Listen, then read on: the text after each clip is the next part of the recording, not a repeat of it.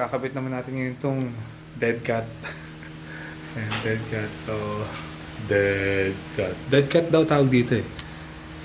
So, try natin ikabit. So, ngayon, gamit natin yung Rode. Try natin ngayon sa may electric pan.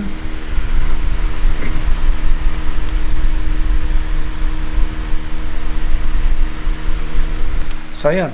Malalaman natin mamaya. Pakinggan natin yung video. So, let's check it guys! Kung maganda ba ang may mic at wala. Bye!